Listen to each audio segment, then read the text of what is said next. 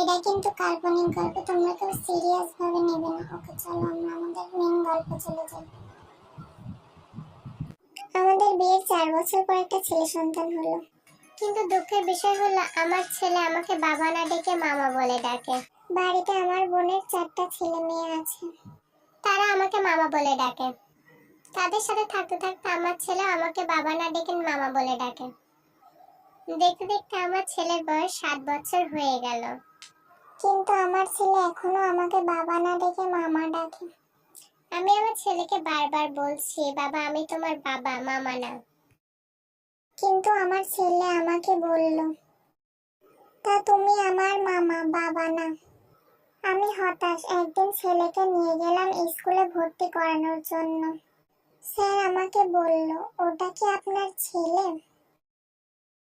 আমি বললাম, জি স্যার, ও আমার ছেলে। কিন্তু আমার ছেলে বলল, না উনি আমার মামা, বাবা না, উনি আমার আম্মুকে বিয়ে করেছে।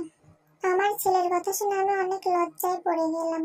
স্যার আমাকে বলল, ছি, আপনার লজ্জা করে না বোনের ছেলেকে নিজের ছেলে দাবি করতে? আপনাদের মতো কিছু লোকের জন্য আমাদের দেশের আজ এই অবস্থা। আমার আর কিছুই বলার ছিল না, মাথা নিচু করে বের হয়ে এলাম। হঠাৎ করে আমার ছেলে রাস্তায় ফুচকা খাওয়ার জন্য বায়না ধরে কান্না শুরু করলো। আমার ছেলের কান্না শুনে একটা পুলিশ এসে বলল, বাচ্চা কান্না করছে কেন? এই বাচ্চা আপনার কি হয়? আমি বললাম, স্যার ও আমার ছেলে আর আমি ওর বাবা হই। পুলিশ অফিসার আমার ছেলের কান্না দেখে একটু সন্দেহ করে আমার ছেলেকে প্রশ্ন করলো, উনি কি তোমার বাবা?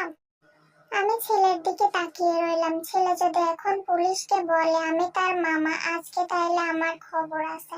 বুকের ভেতর ধুকপুক শুরু হয়ে গেল।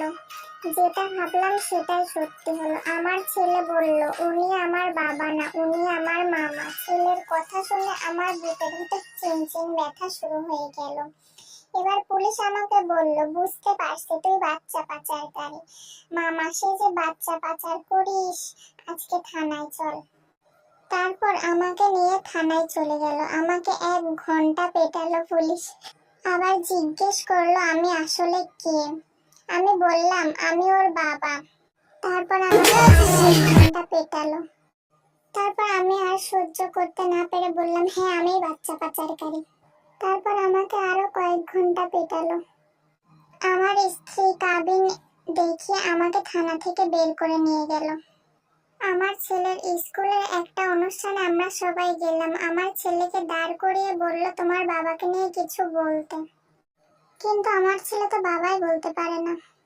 বলতে শুরু করে দিল, আমার কাছে আমার মামাই শ্রেষ্ঠ মানুষ। উনি আমাকে অনেক ভালোবাসে। শুধু আমাকে না, আমার আম্মুকেও অনেক ভালোবাসে। আমার আম্মু আর মামা আমরা একসাথে থাকি। মামা আমার আম্মুকে চুমু দিলে আমাকেও দেয়। মামা আমার আম্মুকে জড়িয়ে ধরে ঘুমালে আমি মামাকে বললে মামা আমাকেও জড়িয়ে ধরে ঘুমায়। মামা আমার সব কথা রাখে, খুব ভালোবাসে আমাকে।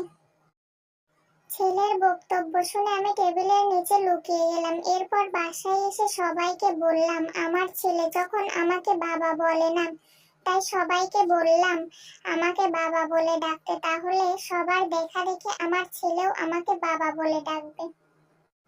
এরপরে আমার বউ আমাকে বলল, বাবা খেতে আসো। আমার বোন আমাকে বলে, বাবা কখন আসলে? আমার বোনের ছেলে মেয়ে আমার কাছে এসে বলে, বাবা আমার জন্য কি এনেছো? পাশের বাসার ভাবি এসে বলে, বাবা আপনার বাসায় ডিম হবে? সবাই আমাকে আমার ছেলের সামনে বাবা বলে ডাকে, কিন্তু দুঃখের বিষয় আমার ছেলে এখনো আমাকে মামা বলেই ডাকে। এরপর আমার ছেলেকে একটা ডাক্তার দেখালাম। কিছুদিন পরে আমার ছেলে ঠিক হয়ে গেল। আমি আমার ছেলেকে গিয়ে বললাম, বলো বাবা আমি তোমার কি হই?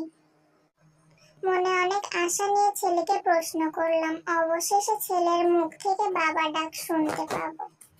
এত বছর পরের অপেক্ষা। কিন্তু ছেলে আমাকে বলল, তুমি আমার মামা না, তুমি আমার aunty. Please subscribe our channel.